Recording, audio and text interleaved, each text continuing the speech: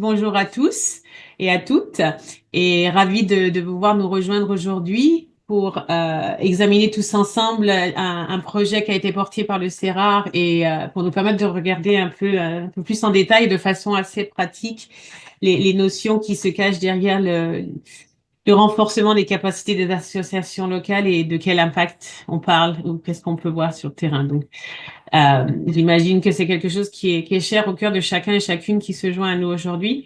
Et je suis ravie d'accueillir mes collègues. On connaît tous et toutes l'agenda de la localisation. Après, chacun peut y mettre sa définition. Mais en tout cas, le renforcement des capacités des associations locales de nos jours fait vraiment partie des priorités de notre secteur en termes du point de vue des organisations, des individus, mais aussi des bailleurs. Mais en même temps, on sait aussi que ce renforcement, il peut être souvent constitué principalement de formations techniques et que quand on veut après se pencher sur les questions d'autonomie des associations locales, c'est peut-être pas forcément concrètement en place. Et est-ce qu'on a vraiment des partenariats qui sont équitables dans leur réalité et dans leur quotidien? En particulier dans les contextes fragiles, ces renforcements rencontrent de nouveaux défis. Si je devais résumer, on sait qu'il faut peut-être écouter davantage et moins présumer. Et se posent donc des questions autour de comment on peut s'assurer qu'on réalise un renforcement organisationnel qui ne se limite pas à un renforcement technique. Parce que les défis sont bien plus larges que ça. Et ça touche autant les capacités que les attitudes des parties prenantes, que ce soit les partenaires locaux ou internationaux. Des choses comme la peur du changement, les sentiments d'incompréhension ou de dépréciation, ou des tendances au mimétisme. Donc, il y a pas mal de questions. Nous n'avons pas la prétention à répondre à toutes les questions aujourd'hui, mais il y a beaucoup de, de, de, de témoignages qui vont, enfin, les témoignages de des membres du panel d'aujourd'hui vont, nous l'espérons, nourrir cette conversation et apporter des exemples concrets. Et donc, avec nous aujourd'hui pour exposer ces problématiques de façon concrète et ancrée dans leur expérience respective, je suis ravie d'accueillir Brigitte Picard, la directrice du CERA. Praticienne et universitaire, Brigitte a mené plusieurs projets de recherche-action sur le renforcement des capacités locales, la mobilisation communautaire et le renforcement de la résilience. Elle a mené le travail de terrain pour le projet Nangouk en République centrafricaine qui va être présenté aujourd'hui. Brigitte est également maître de conférences en action humanitaire et consolidation de la paix à l'université d'Oxford Brook au Royaume-Uni. Nous avons également notre collègue Lambert Siza, programme officer pour Questionnaire basé au Burundi, où il dirige le programme Irish Civil Society Program for a Better World. Et dans le cadre de ce programme, Lambert vient de mener une recherche qui est prénommée A Critique of Partnership in Christian Aid, a Case of Christian Aid Burundi. Lambert enseigne également au MBA de l'International Leadership University of Burundi et dirige des travaux de recherche sur le management des organisations. Donc, plein de perspectives à partager avec nous. Et enfin, et loin d'être, comme on dit en anglais, last but not least, notre collègue Yann Dutertre de Bioforce Afrique, où il est le directeur de l'Institut basé à Dakar. Yann est microbiologiste de formation, comme quoi on peut commencer quelque part et s'élancer sur bien d'autres choses. Et il s'est engagé dans l'humanitaire en 96 en commençant comme coordinateur de projet et a ensuite dirigé ouvert de nombreuses missions à travers de nombreux pays d'Afrique pour des ONG internationales telles que Action contre la faim, le Danish Refugee Council, MSF, entre autres. Et depuis 2020, Yann Yves, je devrais dire ton prénom en entier, met toute son expérience au service d'une nouvelle mission, c'est-à-dire le pilotage et le développement du centre de formation Bioforce Afrique, comme je disais, basé à Dakar. Pour ma part, donc je m'appelle Emmanuelle, je suis la gérante des partenariats pour la plateforme d'apprentissage en ligne gratuite Disaster Ready, qui travaille avec Bioforce, avec le CERAR en termes de mise à disposition de formations en ligne gratuite pour notre secteur et tous les acteurs qui en font partie. Je vais passer le micro à Brigitte qui va vous présenter un peu le contexte du webinaire, comment ça se fait qu'on se retrouve ici aujourd'hui et le projet dont j'ai brièvement effleuré le nom tout à l'heure en espérant que je le dis bien, Nango en République centrafricaine. Brigitte, à toi, merci. Merci Emmanuel. On va peut-être commencer par une toute petite présentation je veux dire, pour vraiment oui, placer le contexte, peut-être pas de la Centrafrique, mais du webinaire.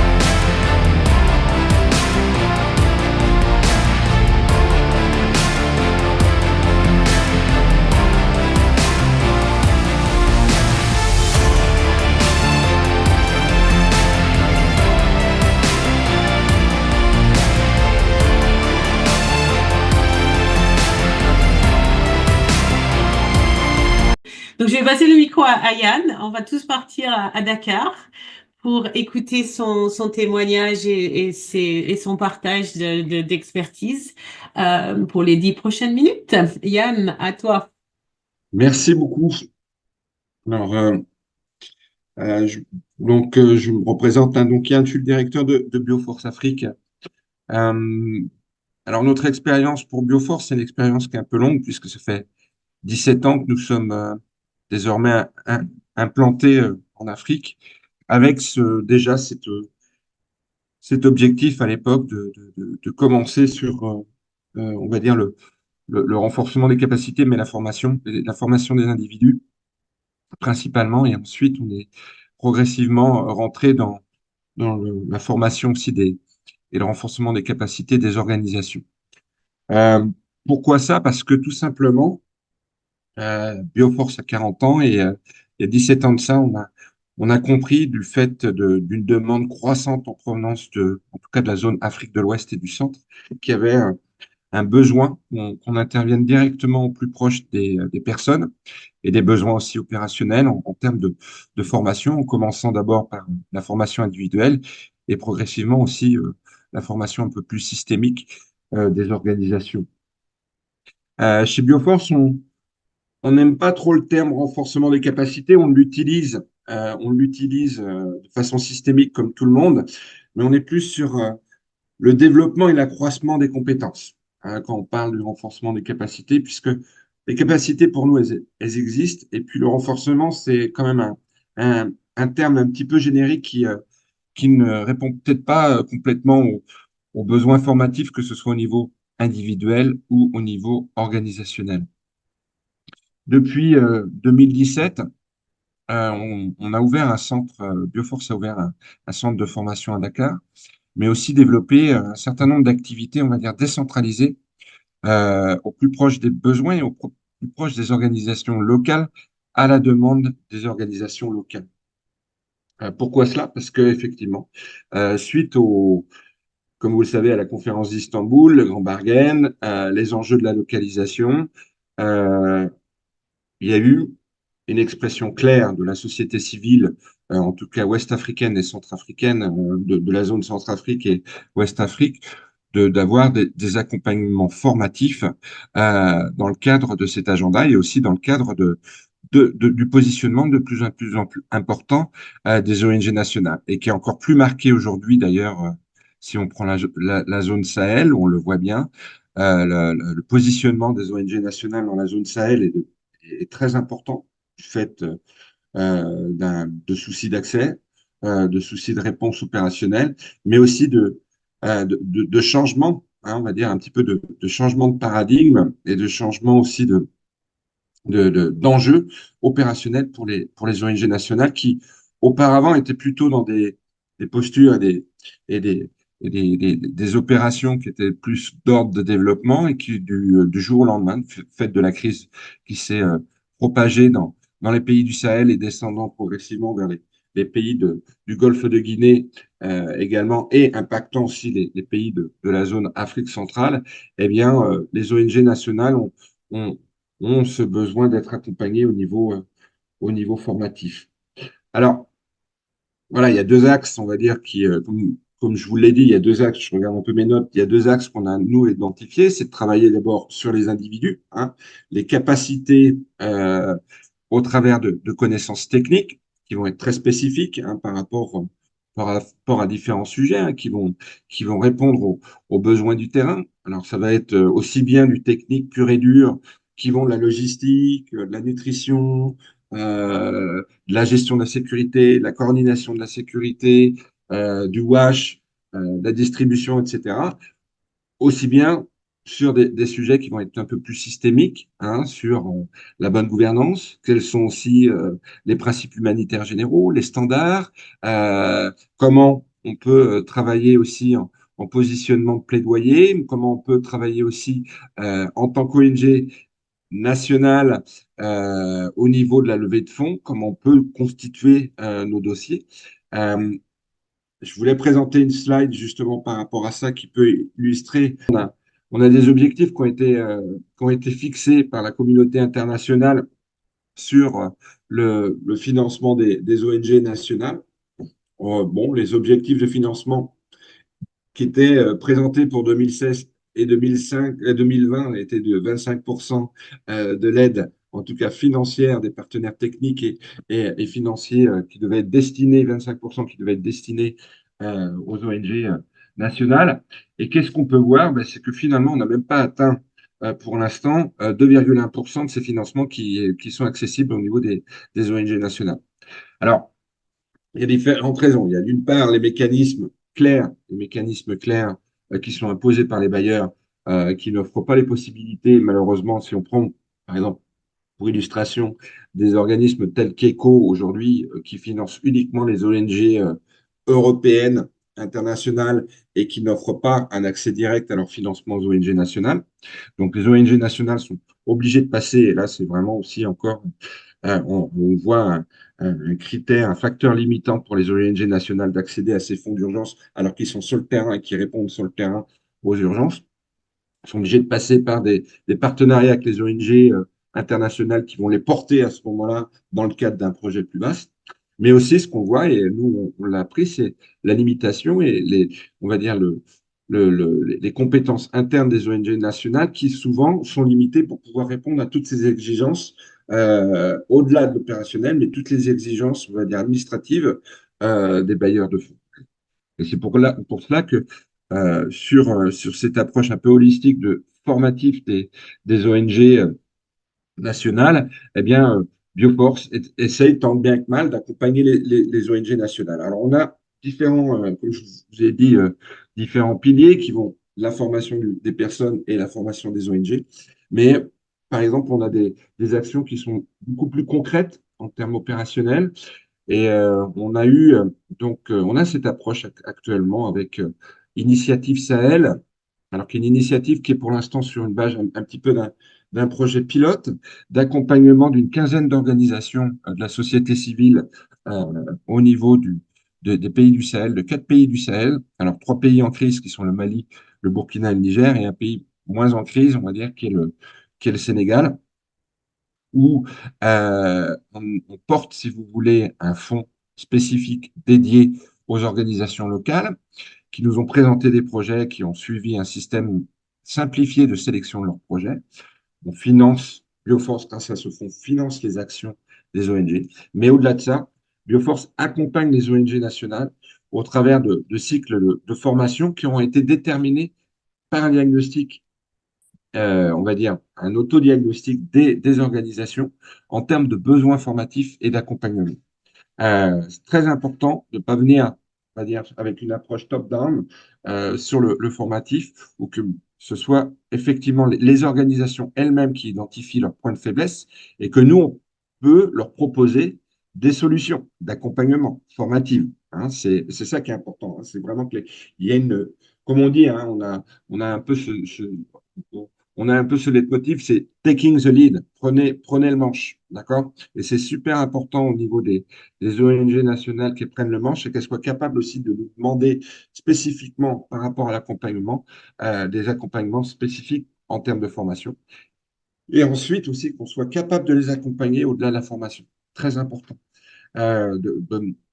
D'apporter un accompagnement sur un moyen long terme en fonction des besoins pour être sûr que voilà, la partie formative a été comprise, mais assimilée et qu'elle va être transformée concrètement avec les ONG et qu'on puisse les accompagner dans cette transformation des notions qui ont pu être enseignées et délivrées auprès des ONG locales. Voilà un petit peu, nous, notre approche et notre vision de l'accompagnement des ONG nationales. Après, comme je vous dis, il y a la formation individuelle, mais au niveau structurel, nous, on a ces approches-là. On a ces approches aussi de formation des ONG nationales. Par exemple, on a un projet au Burkina où on forme les ONG nationales en ce qu'on appelle préparation et réponse aux urgences. Hein, des ONG nationales qui étaient du développement, qui sont venus nous chercher pour nous dire on a besoin aujourd'hui d'être formés en réponse aux urgences parce que nous ne sommes pas capables, nous sommes sur le front, mais nous ne sommes pas capables de le faire nous-mêmes pour l'instant parce que nous n'avons pas les compétences. Donc, potentiellement par un cycle de 9 formations, euh, Donc, on va accompagner les organisations locales dans ces approches-là. On accompagne des organisations au Mali aussi en gestion et coordination de la sécurité. Et au-delà de ça, on les accompagne en faisant de la formation de formateurs pour pouvoir créer un effet spin-off, un local, c'est-à-dire qu'on donne des compétences thématiques, mais localement aussi, on donne des compétences de formation aux organisations locales pour qu'elles puissent, à leur tour, transmettre les compétences qu'elles auront acquises au travers de cycles de formation. Très important, cette pérennisation et cette transmission de la compétence. Voilà, ce sera un petit peu, je pourrais parler des heures et rentrer plus en détail parler des heures de ce que nous faisons, mais je laisserai la, la parole à mes collègues et puis merci. Merci à toi, Yann. Et je pense qu'on aura en effet un petit peu de temps pour creuser un peu plus parce que c'est vrai que c'est quand tu parles de bon formation, mais au-delà et comment continuer à les accompagner, je pense que je vais parler pour moi, mais je pense que je suis pas la seule. J'aimerais vraiment avoir plus d'exemples concrets de comment ça se réalise. La formation formateur essentielle, mais what else? Enfin, et comment vous arrivez à maintenir ce dialogue au plus long cours. Donc, on va passer à Lambert. On part maintenant au Burundi pour laisser la parole à Lambert. Donc, à toi. Ah oui, bonjour tout le monde. Mon nom c'est Lambert Chiza. Je suis du Burundi. Je travaille pour Christian Aid. Euh, Comme background, je pense que nous sommes en train de mettre en œuvre un programme qui est financé par Irish Aid, la coopération irlandaise. Et ce programme a un objectif spécifique qui est du renforcement des capacités des organisations partenaires. Et donc, on travaille avec deux organisations à caractère religieux, l'une représentant l'Église catholique et une autre représentant l'Église anglicane. Et donc, comme gestionnaire de ce programme, j'ai une expérience directe par rapport à ces aspects de renforcement des capacités et aussi par rapport à l'impact escompté et par rapport aussi à toutes les résistances ou les procédures qui permettent de définir les aspects de renforcement des capacités. Et donc, c'est un thème qui est assez intéressant pour moi. Je vais peut-être vous dire que de par déjà la notion de partenariat, c'est une notion tout à fait intéressante qui est utile, que ce soit pour le secteur privé, mais aussi que ce soit pour le développement international, parce qu'il s'agit d'amener des compétences complémentaires pour réaliser les objectifs que les organisations se fixent. Et ici, dans le cadre des associations locales, c'est pour le développement communautaire, un peu pour dire que notre contribution, c'est de faciliter la réalisation des objectifs du développement durable et lutter contre la pauvreté et ramener les communautés à un niveau de résilience acceptable. Et donc, c'est tout ce cheminement que ces interventions de renforcement des capacités des organisations locales que nous cheminons. Et bien sûr, il y a des aspects de principe.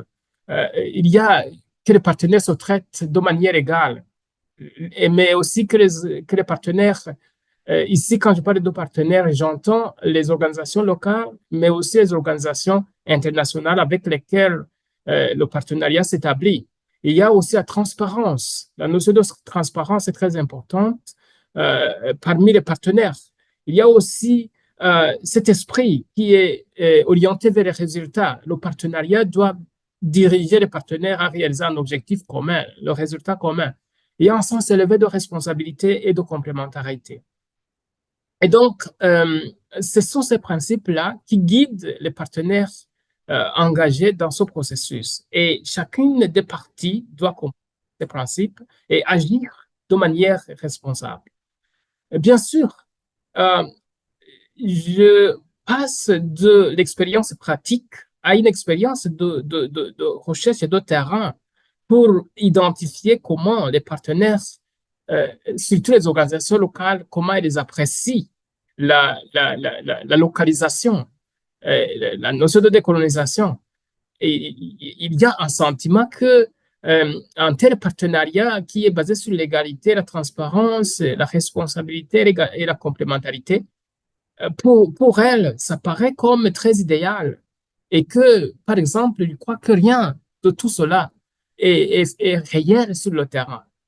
Et je me souviens de quelqu'un qui me disait pendant un échange, un focus group, qui disait, on ne peut pas parler d'égalité à ce niveau, tout en mentionnant, par exemple, que quand une organisation locale, un responsable d'une organisation locale va rencontrer un partenaire, un responsable d'une organisation internationale, qui est, ce responsable-là est conscient qu'il est en position de faiblesse, qu'il n'est pas égal, qu'il ne va pas traiter d'égal à égal avec ce responsable d'une organisation internationale. Et donc, aussi de même, la décolonisation, il pense que c'est un concept et, qui est juste une façon déguisée de colonisation. Et il parle de décolonisation qui risque de se traduire par une perte de confiance des bailleurs dans les organisations locales et qui se traduirait aussi par la perte de financement. Et les sceptiques de ces gens-là pensent que c'est une méthodologie pour détruire les organisations locales. Bien sûr, tout ça, ce n'est pas nécessairement que c'est vrai, mais c'est un sentiment qu'ils essaient d'exprimer pour résister, d'entrer dans la dynamique. Et bien sûr, du côté du positif, dans cette localisation, cela consiste à développer des capacités des organisations locales qui pensent qu'ils peuvent négocier et ils peuvent engager les bailleurs d'une manière efficace avec un objectif d'être à une table de discussion en vue de réaliser le changement sur le terrain, le renforcement des communautés et la résilience. Mais bien sûr, les aspects négatifs qui sont liés à ce scepticisme, c'est qu'il y a un aspect de peur que les organisations locales laissées à elles seules ne peuvent pas développer les relations avec les bailleurs. Ou ceux qui en ont déjà peuvent développer une dépendance totale aux bailleurs en suivant les instructions des bailleurs au lieu des instructions de la communauté. Et vu de l'intérieur, la décolonisation se traduit par la perte de confiance de la part des communautés qui ne peuvent pas survivre parce que ces organisations locales ne peuvent pas survivre sans l'appui des bailleurs. Et donc, la résistance des employés aussi. Il y a des employés de ces organisations qui croient que les organisations locales ne peuvent pas soutenir ce processus parce qu'ils croient que cela détruit leur carrière et aussi que la décolonisation, s'il est appliquée, ça risque de détruire les ressources de revenus. Et donc, c'est une de grandes questions, que ce soit au niveau des organisations, que ce soit au niveau des employés. Et dans la pratique, les fonds de renforcement des capacités sont taillés sur le développement technique qui est directement lié au projet ou au programme financé. Et donc, nous devons revoir le modèle en s'ouvrant sur le développement organisationnel plutôt qu'opérationnel. Donc, renforcer les organisations à être des organisations résilientes, des organisations efficaces et des organisations qui réalisent la taille qu'ils souhaitent dans le développement communautaire, mais aussi dans le développement des relations avec les bailleurs, avec les organisations internationales. Les aspects à renforcer, bien sûr, pour le développement organisationnel ne sont pas très bien clairs. Et souvent, ils sont difficiles à réaliser sur le court terme. Et bien sûr, par exemple, s'il s'agit de développer un climat qui engage les employés en développant notre culture organisationnelle, cela n'est pas quelque chose à réaliser du jour au lendemain, mais c'est quelque chose qui doit prendre du temps. Bien sûr, il y a aussi le financement pour renforcer les capacités organisationnelles qui sont très risquées. Les organisations internationales travaillent à développer des instruments administratifs qui permettent à ces organisations de devenir graduellement des organisations avec des structures, des politiques, de manière à ce que cela se traduise sur le long terme en des capacités institutionnelles. Et donc, perçu comme un apprentissage par contrainte, contrainte du bailleur ou d'une organisation internationale, et qui répond, bien sûr, aux désirs externes. Et donc, ça aussi, il croit que c'est une autre façon la colonisation toujours qui continue. Alors, que devrait être l'approche pour un processus inspiré de l'intérieur? Il faut trouver un terrain d'entente sur la définition d'impact aussi. Pour qui? Les organisations locales, les organisations étrangères, les bailleurs ou les communautés. En fait, l'impact, c'est pour qui? C'est à vraiment se comprendre. Je vais aussi vous partager peut-être l'un des aspects qui sortent très clairement sur comment on pourrait penser un modèle de développement organisationnel de manière à ce que les organisations deviennent graduellement plus orientées vers leur développement institutionnel. Ici, c'est pour dire que le développement des organisations locales en vue de devenir ce qu'ils veulent devenir en termes d'impact, ça doit se passer de façon graduelle, bien sûr, en ayant conscience de ce que ces organisations sont en termes de culture, en termes de structure, en termes d'image publique qu'elles ont et communautaire. Et bien sûr, il y a cette ligne de continuelle entre être une organisation administrativement structurée, mais aussi vers une organisation plus ouverte vers un apprentissage continuel, une ouverture à rencontrer d'autres défis, mais toujours dans l'objectif d'être une organisation qui produit de l'impact communautaire et que chaque bailleur ou chaque organisation voudrait comme partenaire. Sinon, on se rend compte que le renforcement de capacités techniques risque de rester de développer des organisations qui restent toujours dépendantes des programmes et des projets, au lieu d'être des organisations qui se développent vers des horizons encore beaucoup plus longs, à être des organisations efficaces sur le terrain. Et quand on choisit d'être une organisation qui se développe pour vraiment être en mesure de faire face aux défis et d'être une organisation qui est peut-être irremplaçable dans ses fonctions, on doit passer par ce sens de conservation. Bien sûr, en sachant qu'on doit se connaître soi-même dans sa mission, dans ses faiblesses et dans ses cultures. Bien sûr, on doit comprendre aussi les dynamiques qui façonnent le secteur, et notamment en développant toute une perspective de comment vous comptez vous placer dans la réalisation des objectifs globaux et aussi se projeter dans l'avenir en ayant à cœur de ces défis. Et on veut aussi développer les organisations de manière à devenir des organisations irrésistibles, notamment en étant orientées vers les besoins communautaires et vraiment les faire ses propres besoins. Supposer un apprentissage continuel en vue d'innovation et de créativité pour plus d'efficacité d'impact et inspirer aussi, être une organisation qui est inspirée par des désirs d'impact organisationnel et communautaire. Je pense que c'est tout ça que j'avais. Merci Lambert. Alors, notre troisième panéliste, c'est donc Brigitte à qui je vais passer le micro. Merci. Merci beaucoup, Emmanuel. J'ai une petite présentation PowerPoint qu'on va présenter en même temps. Voilà, donc en fait, ce dont je vais vous parler, c'est un projet pilote.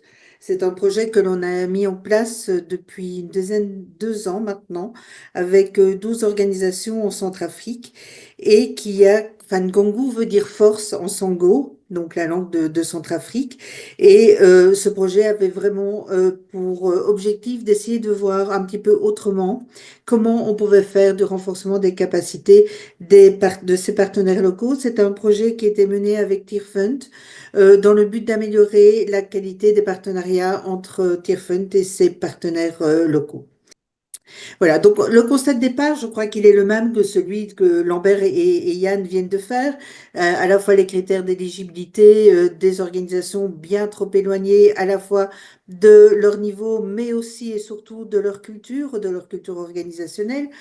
Des perceptions qui sont parfois problématiques, la peur du changement, pour tout le monde en a parlé jusqu'à présent et c'est absolument quelque chose de fondamental. Peur de changement tant des organisations internationales qui ont un petit peu peur de perdre peut-être le contrôle sur leur projet ou sur leur positionnement et peur des organisations locales de ne pas être à la hauteur, de ne pas répondre aux besoins ou aux exigences des bailleurs. Des deux côtés, des sentiments d'incompréhension et de dépréciation, et cette tendance au mimétisme dont on a déjà parlé, qui entraîne évidemment des frustrations pour tout le monde. Donc, nous, on a commencé également par faire une auto-évaluation, mais cette auto-évaluation, on l'a orientée un petit peu différemment. On l'a d'abord réorientée vers une compréhension des pratiques, des forces et des spécificités de chaque organisation. Donc, ce n'était pas une checklist ou un besoin de déterminer uniquement des besoins. C'était d'abord et avant tout une autoréflexion, une réflexion avec des membres des associations de chaque niveau et de chaque département pour essayer de comprendre un petit peu qu'est-ce qu'ils faisaient, qu'est-ce qu'ils faisaient d'abord très bien, quelles étaient vraiment la spécificité de leur démarche et de là de voir qu'est-ce qu'ils pouvaient être éventuellement améliorés. Et de ces points d'amélioration, on a déterminé ce qu'on a appelé 3 changements pivots. On a essayé de voir des changements, donc plus globaux que simplement des points d'amélioration, mais des changements plus généraux. 3 maximum, parce qu'il faut mieux travailler sur un nombre minimum de points à la fois, mais obtenir des résultats, obtenir vraiment des expériences de succès, et voir alors après, en faisant des plans d'action, comment réaliser ces changements pivots. On a aussi travaillé avec les ressources disponibles, à la fois financières, humaines et logistiques. Donc, on a apporté ni apport financier, ni humain, ni logistique, mais d'abord, on a appris à faire aussi un bon diagnostic de ce qui existait à l'intérieur de ces associations, qu'est-ce qu'ils pouvaient mobiliser pour atteindre ces changements pivots. Voilà. Donc, notre objectif était, et ça, je crois que ça correspond un petit peu à ce que plusieurs personnes ont dit déjà, de renforcer bien entendu les individus, mais aussi les structures et les systèmes, et par une approche qui était échelonnée et cyclique. Donc, on y est allé pas à pas, en donnant tout le temps qui était nécessaire pour s'approprier les apprentissages, pour aussi créer un espace d'expérimentation, en essayant d'accompagner aussi chaque association dans la mise en pratique au quotidien de leur apprentissage, mais aussi d'expérimenter des alternatives que eux-mêmes avaient choisies, avaient mis en place, mais aussi en créant cet environnement capacitant qui leur permettait donc véritablement de devenir une organisation apprenante. On travaillait donc au niveau des individus, bien entendu, la mise en place de structures fonctionnelles, mais aussi en travaillant sur les cultures. Et dans les cultures, il y avait évidemment cette approche beaucoup plus systémique. Donc, en fait, la façon de travailler a été de travailler d'abord plutôt sur l'aspect relationnel et d'intégrer les compétences techniques dans l'aspect relationnel. On a beaucoup travaillé avec un accompagnement qu'on a appelé contextualisé et de proximité, dans le sens où il y avait des contacts chaque semaine avec chaque association pour voir un petit peu leurs progrès, leurs défis, leurs difficultés et comment on pouvait améliorer leur apprentissage en leur aidant de leur créer des outils contextualisés dès qu'il y en avait besoin, que c'est à nouveau des outils soit d'apprentissage ou des outils d'opérationnalisation. en travaillant donc vraiment par un apprentissage par la pratique et aussi en intégrant la capitalisation à toutes les étapes du projet. Donc, chaque fois qu'il y avait une réunion, on leur demandait quelles étaient leurs leçons apprises et comment ils pouvaient intégrer cette leçon apprise dans leur pratique. Les impacts, très rapidement, on en a déterminé 4. Et ce ne sont pas à nouveau des impacts purement techniques, même si c'est intégré indirectement. On a d'abord travaillé sur, on a eu des impacts sur la conscience de soi, donc comment prendre conscience de ses forces, de ses spécificités et de son identité. On a travaillé sur la confiance en soi, comment croire dans le potentiel et les capacités de son association. On a travaillé enfin sur la capacité d'adaptation constante au contexte, volatile évidemment dans un pays comme la Centrafrique, mais aussi aux adaptations aux ressources et aux besoins. Et enfin, la recherche de complémentarité et de réciprocité. Au départ, nous, on pensait surtout entre associations et pour leur participation au cluster ou à d'autres forums mais on s'est rendu compte très vite que la complémentarité et la réciprocité étaient aussi à créer en interne de l'association en créant aussi beaucoup plus de confiance entre le personnel. Donc, pour la conscience de soi, on a travaillé beaucoup l'articulation des visions, missions, des rôles et des priorités déterminées par les associations mêmes. Certaines associations nous ont véritablement travaillé sur la vision mission, d'autres avaient déjà des visions missions très bien déterminées, et de voir un petit peu comment finalement réfléchir de façon stratégique, déterminer des objectifs stratégiques pour certains déjà de créer des plans stratégiques pour articuler ces missions-visions par rapport aux opportunités qu'ils pouvaient avoir de projets ou par rapport aux orientations qu'ils voulaient donner à leur association. Donc, on a travaillé sur une planification adaptée à leurs besoins, mais aussi en réfléchissant à très long terme. Enfin, on a travaillé sur la détermination de leur positionnement dans le monde des ONG. Beaucoup de ces organisations avaient beaucoup de mal à prendre la parole en public, ne savaient pas ce qu'on attendait d'eux dans les réunions publiques, et donc apprendre à mieux se positionner leur a permis d'être beaucoup plus capables de communiquer et de partager leur point de vue, leur mission et leur vision. Le second point était la confiance en soi.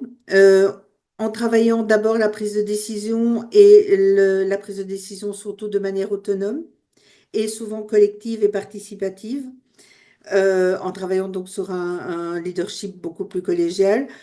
On a un petit peu vu comment travailler sur les difficultés, la gestion des difficultés pour continuer à atteindre malgré tout les objectifs.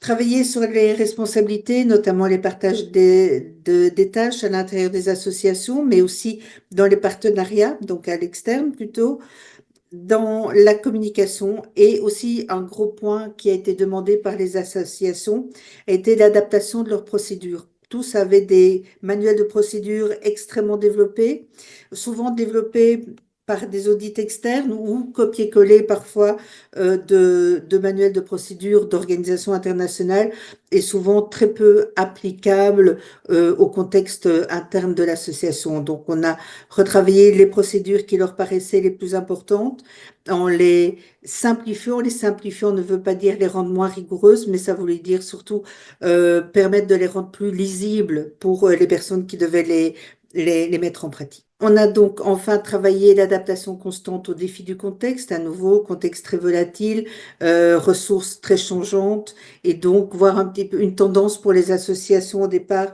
de se sentir bloquées plutôt devant les changements de contexte.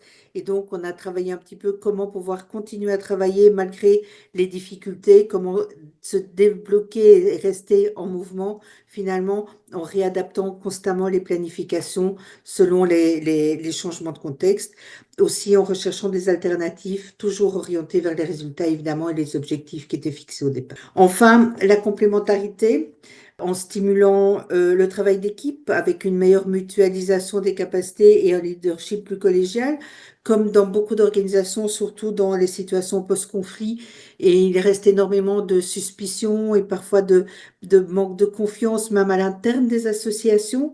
Donc, il y avait besoin de travailler un petit peu cette reprise de confiance dans l'équipe, et puis aussi créer ce sentiment de légitimité pour le partage d'expériences à l'extérieur, entre associations ou lors des forums humanitaires.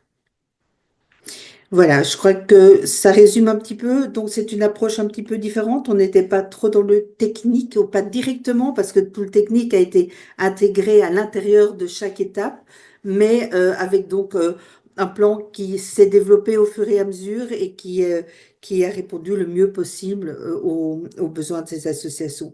On a, je pense, un tout petit film rapide qui montre quelques témoignages. Si on a le temps, on peut peut-être le projeter maintenant.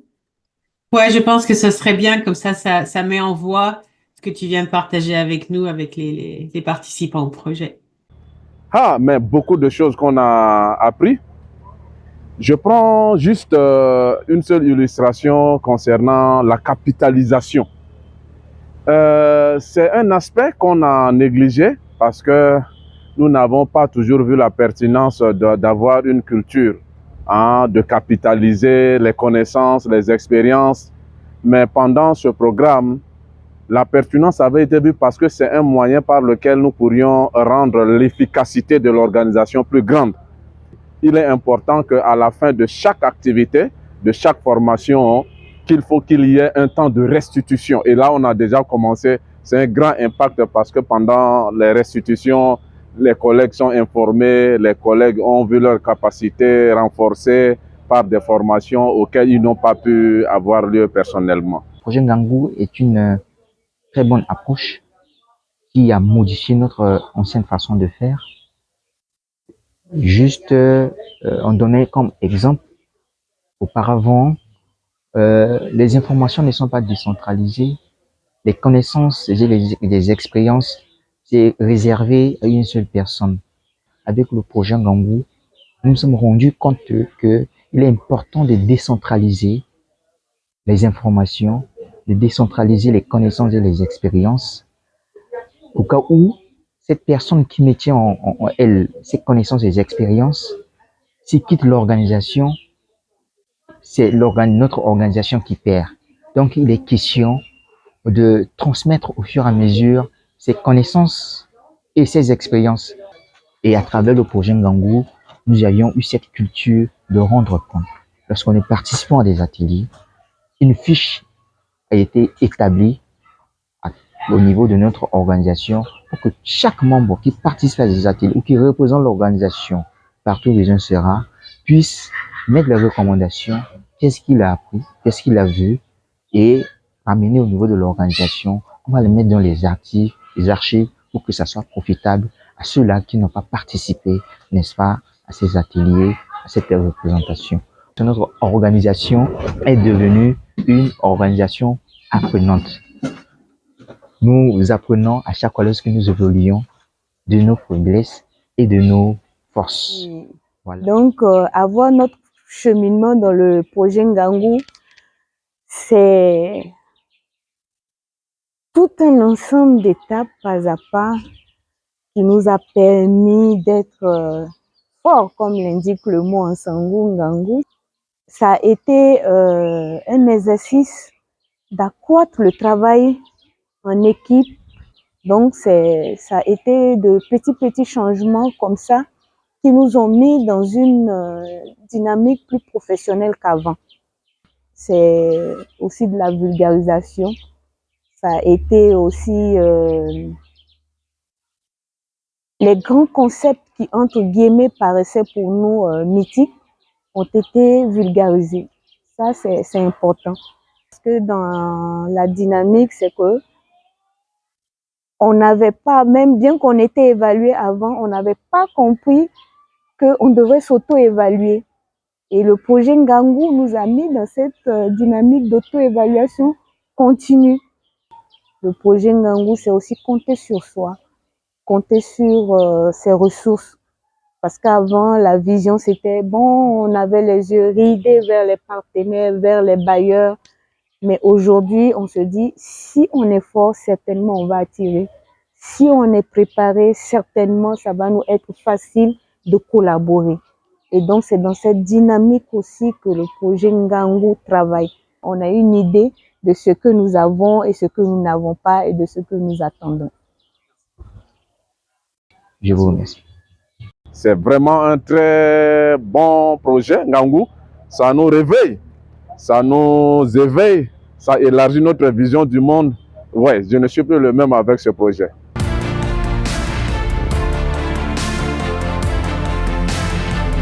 Ce que je vous propose, c'est que j'ai reçu une question pour Lambert et une question pour Yann. Donc, si je fais ça dans la chronologie, Yann, si je peux te ramener à nous, voilà.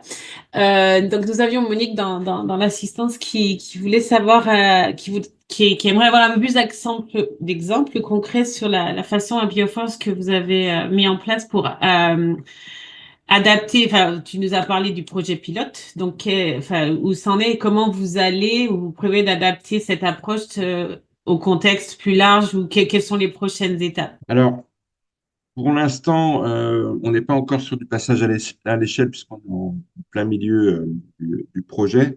En tout cas, sur une des approches qui est en tout cas le diagnostic auprès des partenaires des besoins, l'autodiagnostic, c'est-à-dire on le reproduit maintenant, on le réutilise dans le cadre de d'autres projets d'ores et déjà pour le renforcement des capacités, identifier les besoins formatifs des partenaires.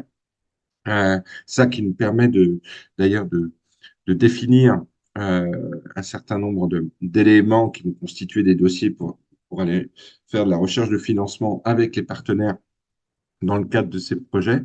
Ça, c'est déjà la première étape qu'on réutilise sur d'autres projets. Et ensuite, on verra bien sur l'initiative Sahel, hein, comme on l'appelle, à la fin de cette initiative-là, on fera un certain nombre bien entendu, on va faire une étude de fin de projet pour voir un petit peu les points d'amélioration, parce qu'il y en aura certainement, comme tout le projet pilote, ou les points qui ont vraiment bien fonctionné pour pouvoir ensuite peut-être passer à une phase 2, puisque notre partenaire technique et financier a bien l'intention d'étendre ce type d'expérience qui pour l'instant semble en tout cas être porteuse. Hein, pour l'instant, comme je vous dis, on est à la moitié de la réalisation de ce projet et ça fonctionne pas trop mal. Par conséquent, ce partenaire technique et financier est assujetti à nous accompagner sur plus de partenaires à l'avenir, potentiellement, et potentiellement sur des pays additionnels dans le cadre de cette initiative-là. Ouais, c'est vrai que c'est encourageant de savoir que dès le départ, votre partenaire, enfin, l'engagement financier et au-delà s'inscrit dans le temps long, parce que je pense qu'un des problèmes qu'on a récurrent dans toutes ces initiatives où c'est des financements courts ou des résultats immédiats, et on sait très bien quand il s'agit de changer le paradigme que ça peut pas se faire du jour au lendemain parce qu'on touche pas qu'aux compétences techniques, mais à toute une culture et une approche. Donc c'est encourageant.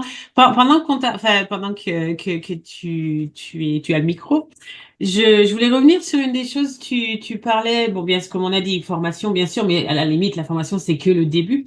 Donc l'accompagnement au-delà que vous mettez en place pour le moyen à long terme.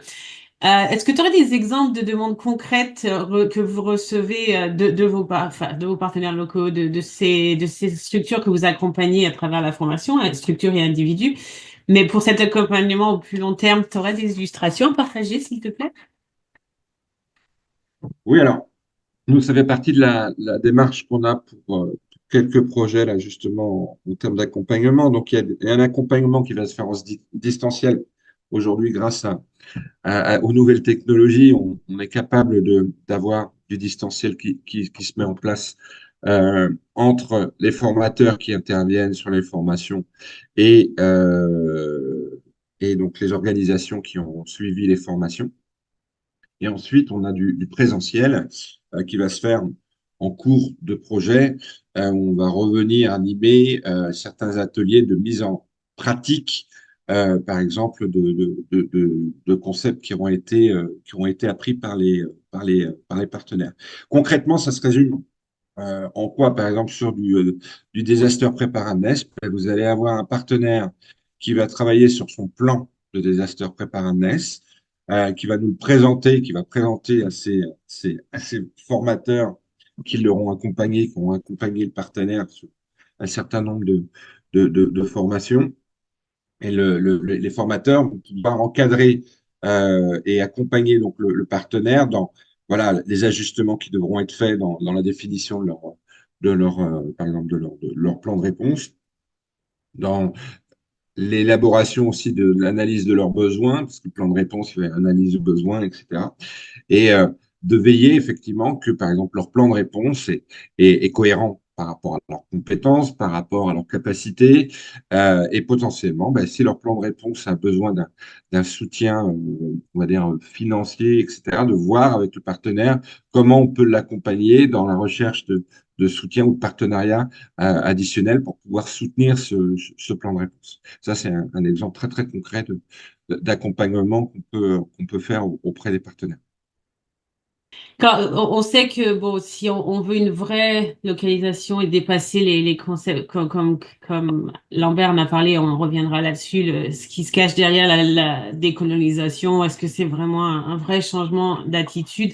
Le langage qu'on utilise compte beaucoup, donc, et les méthodes, donc, formation de formateur essentielle, mais est-ce que, enfin, comment faire en sorte, de ton point de vue et par rapport à ton expérience avec Bioforce et puis au-delà, qu'on fait ça sans imposer des normes externes ou un langage qui est peut-être teinté de Global North, enfin, qui vient et qui peut être plus ou moins bien reçu, mais vraiment aider ces acteurs locaux à améliorer leurs compétences, si tant est qu'ils voient que c'est dans leur intérêt, mais comment s'assurer cet alignement de vision et s'assurer que c'est quelque chose qui est clairement inclusif et partagé. Et de ta réponse, après, on passera peut-être à Lambert pour que tu rebondisses là-dessus, mais de ton expérience, Yann, comment tu vois ça?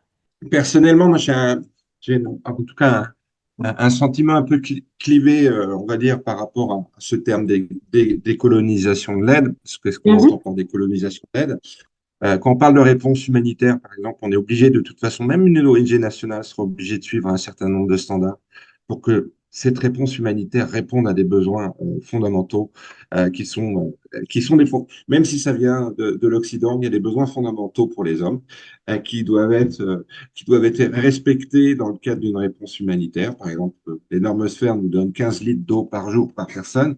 Eh bien, qu'on soit au Burundi, qu'on soit au Burkina Faso ou qu'on soit au Mali, c'est les standards minimums de survivre et de réponse. Et que, ben, oui, il y a des choses sur lesquelles, bien évidemment, les partenaires locaux seront obligés de suivre ces standards-là. Je crois qu'il ne faut pas non plus être complètement utopique hein, sur la décolonisation. Il y a des choses, ben, aujourd'hui, on utilise des outils qui ont été développés dans le monde entier, qui peuvent être, qui peuvent être appropriés par les acteurs locaux. Ben, je pense que dans le domaine humanitaire, c'est un peu la même chose. Il y a des choses, effectivement, qui pourront être utilisées ou développées localement. Et il y a d'autres choses qui vont appartenir plus à quelque chose de global. Le but du jeu, par contre, c'est que de rendre accessible, par exemple, les outils qu'on va utiliser, les standards qu'on va utiliser. Le problème aujourd'hui, c'est qu'on standardise de plus en plus et que pour autant, certains standards font effectivement, dans le cadre voilà, de l'imposition, on va dire, du nord vers le sud, font que les partenaires du sud auront peut-être plus de problèmes à mettre en place ces standards parce qu'il y a différentes contraintes qui vont faire qu'ils ne seront pas capables de répondre à ces standards. Là, par contre, c'est là où il faut être vigilant. C'est de veiller que les standards qui resteront des standards puissent être utilisés localement, peut-être transformés pour pouvoir avoir une réponse appropriée par rapport aux besoins, qui sont très souvent, et là, moi, je parlais plutôt des réponses en crise, du saving life. Il ne faut pas oublier que, in fine, ce qu'on veut au travers de la localisation, c'est d'avoir une réponse efficace qui puisse continuer à sauver des vies. Hein, c'est important. Et ça, c'est le mandat, quoi qu'il arrive, que vous soyez humanitaire local ou humanitaire international, notre mandat avant tout est de sauver des vies. D'accord? Donc, on ne pourra pas, je pense qu'on ne pourra pas se faire tout le temps et s'imaginer qu'on va réinventer certains modèles. C'est plutôt essayer de trouver des adaptations par rapport à l'existant et qu'ils soient compris et adaptés par rapport on va dire, aux capacités locales de pouvoir les mettre en place et de façon efficace et efficiente pour toujours répondre à ces besoins qui sont les besoins des bénéficiaires sur le terrain. Donc, c'est un petit peu moi, comment je vois la chose. Non, non, et je pense que comme tu l'as clairement indiqué, quand il s'agit d'une réponse humanitaire dans le besoin immédiat, c'est pas forcément là où on veut réinventer, où on peut prendre. De toute façon, on ne peut pas prendre le temps de faire ce travail au long cours dont vous avez tous parlé. Mais peut-être l'envers, si tu veux construire, rebondir là-dessus. Merci, Yann. Je pense que tu as vraiment fait une très bonne approche par rapport à la question, spécialement quand il s'agit de réponses pour des aspects humanitaires. Là, je pense qu'on n'aura pas assez de lignes de manœuvre. Mais pour un développement sur le long terme, je pense qu'il y a beaucoup à adapter, et surtout sur le côté d'efficacité organisationnelle au-delà des programmes, des projets. Et là, il y a beaucoup à faire. Par contre, là où c'est un peu difficile, euh, je parle de l'expérience, par exemple, de Christian Aid, comme une organisation internationale qui a travaillé avec des organisations dont je parlais, l'une appartenant à l'Église catholique et l'autre appartenant à l'Église anglicane. Et son partenariat est là probablement pendant 20 à 30 ans. Et aujourd'hui, on se lève, on dit qu'on a besoin de renforcer les capacités et ça devient vraiment très intentionnel et des questions commencent. Avons-nous des mérités ou alors qu'est-ce qui a changé dans notre partenariat? Est-ce que nous n'avons pas été capables de faire le travail correctement? Et bien sûr, ils veulent comprendre pourquoi. Et, euh, et ça commence comme ça. Et je pense, c'est une question probablement de mettre les choses en contexte parce que les changements dans les organisations ne sont pas nécessairement euh, mauvais et le changement est résistible, mais en réalité, il faut que les organisations comprennent que les exigences euh, pour être une organisation locale et crédible continuent à changer, mais aussi que ce que vous avez été pendant 30 ans ne peut pas être un argument pour dire je suis toujours pertinent, je suis toujours un partenaire qui est attrayant après 30 ans. Il faut probablement inspirer ce besoin de développement pour s'ajuster sur les exigences, de nouvelles exigences et en termes d'efficacité, mais aussi inspirer que ce changement n'est pas dans le sens de dire vous avez des vérités, mais dans le sens de dire on a besoin que vous soyez, que vous preniez le lead, que vous jouiez le lead. Tout à l'heure, Yann parlait de to be on the driving seat dans ce processus. Si on veut une localisation du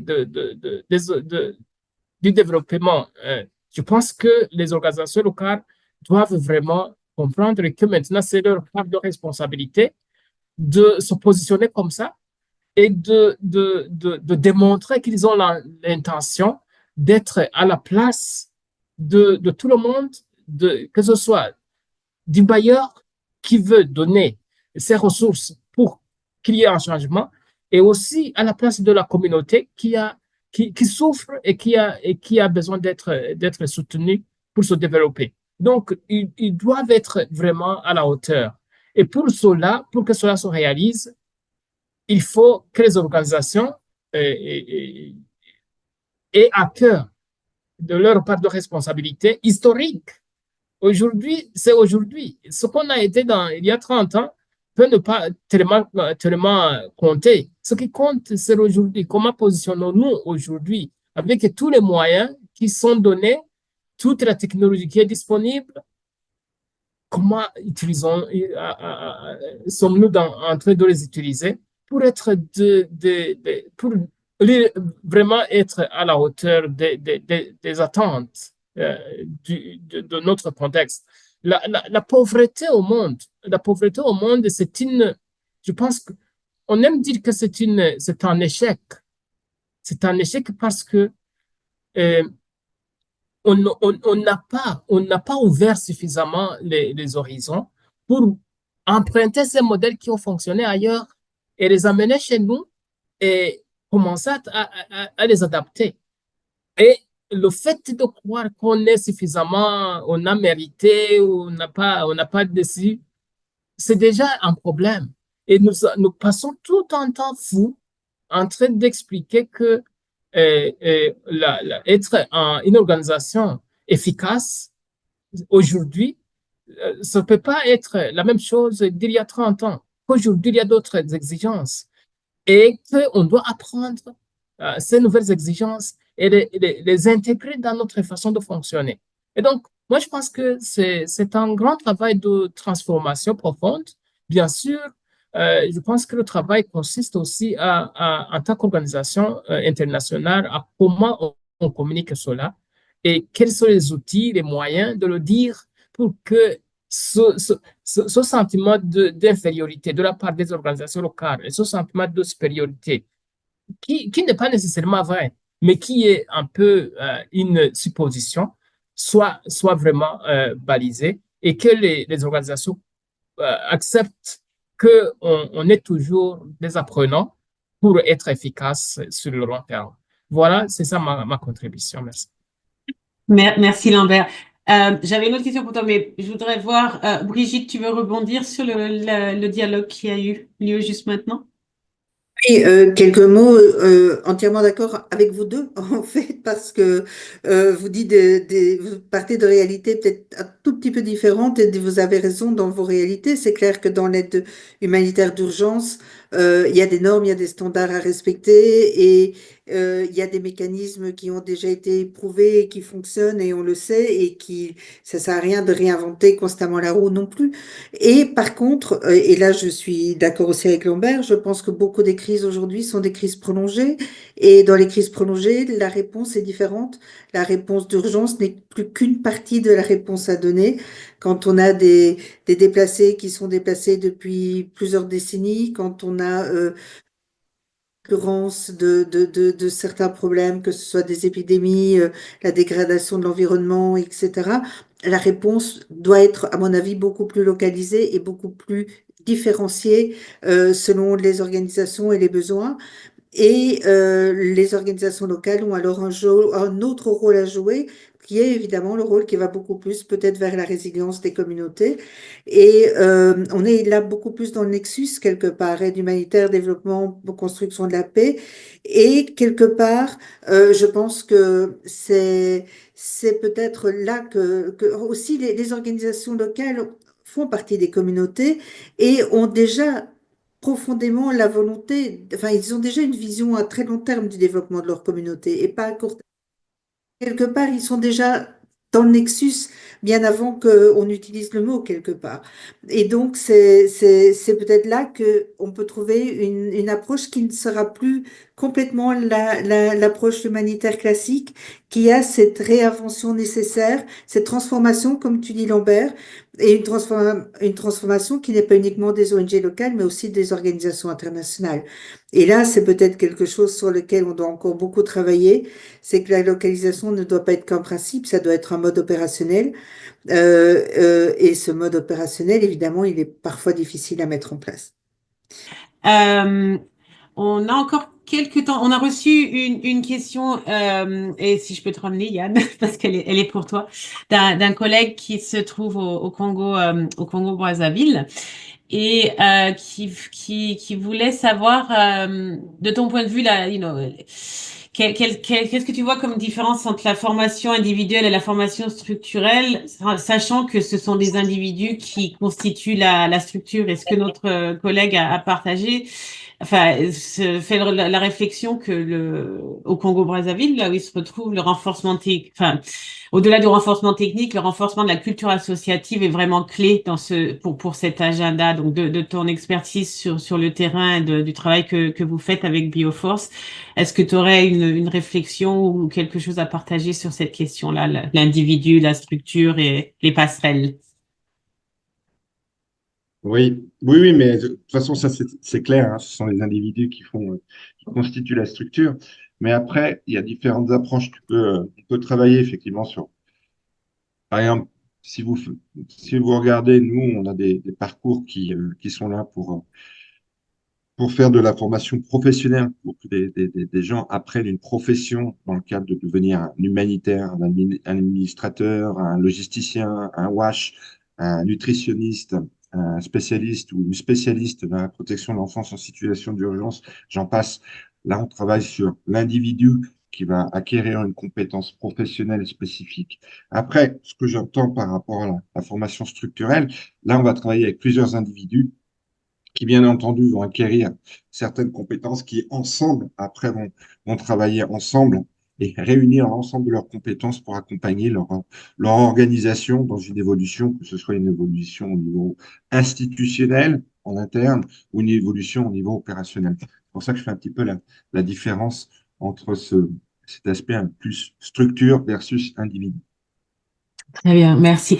Et ben, pour construire un peu là-dessus, on a eu une autre question d'un de nos participants, et peut-être Lambert et après Brigitte, puis on va dire que c'est la dernière question, mais si je peux avoir vos réponses. Lambert en premier. Mais la question, c'est, est-ce que tu aurais des exemples où ce sont des ONG locales qui ont renforcé d'autres ONG locales? Donc tout à l'heure, on parlait de formation de formateurs, donc d'individus qui font ce transfert, mais est-ce que, Lambert, tu as un exemple, et après peut-être Brigitte, où c'est de local à local, d'une structure locale à une autre structure locale qui fait ce renforcement? Et comment tu disais, Yann, pas tant renforcement que accroissement. Merci beaucoup. Je pense que ça, c'est une très grande question où les organisations locales échangent leurs expériences et essayent de se renforcer mutuellement. Bien sûr, euh, pour le moment, on essaie de développer ce modèle parce que, après tout, même au sein des organisations locales, elles ne sont pas au même niveau par rapport à différents niveaux de développement. Certaines organisations ont une expérience à travailler avec des bailleurs encore beaucoup plus exigeants, notamment, je vois par exemple, l'une de nos organisations avec lesquelles nous travaillons a une très grande expérience à travailler avec l'Union européenne, les USAID.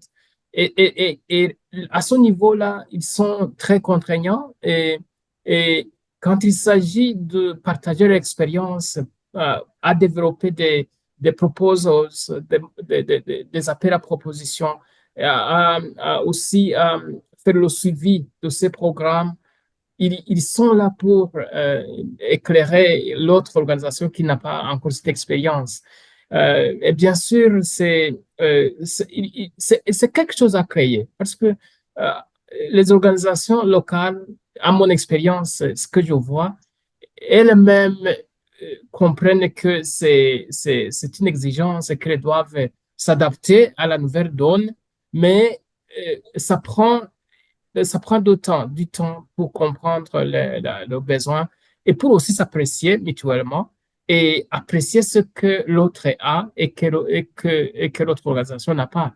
C'est une question de complémentarité, mais c'est aussi une question d'ouverture et d'honnêteté.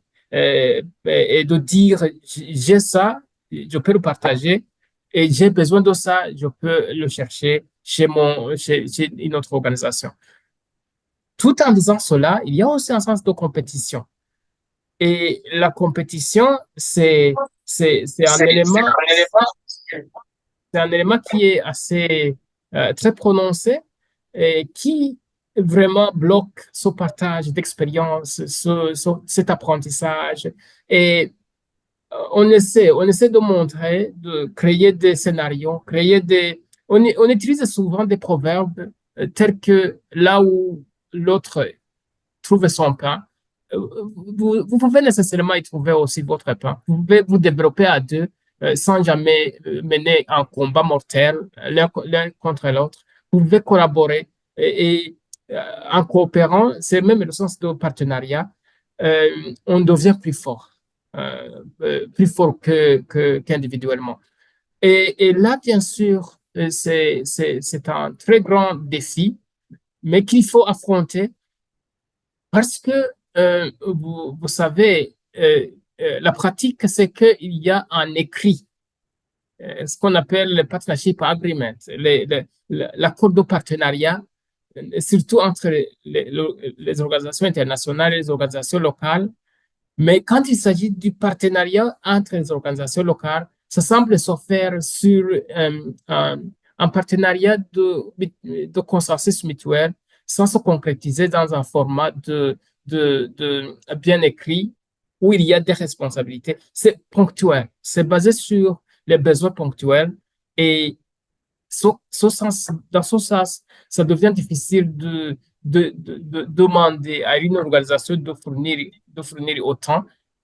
Même cette résistance devient encore plus prononcée. Voilà, merci. Mais, merci Lambert, c'est peut-être ce qu'on pourrait, une définition qu'on pourrait donner à l'agilité, justement, de pas s'enfermer dans ces cadres qui ont leur valeur. Mais Brigitte, tu veux te partager une réflexion avant qu'on ferme, parce que je suis consciente du temps et je ne veux pas nous mettre en retard. Je donne juste un petit mot sur la question qui a été posée avant sur individu et structure.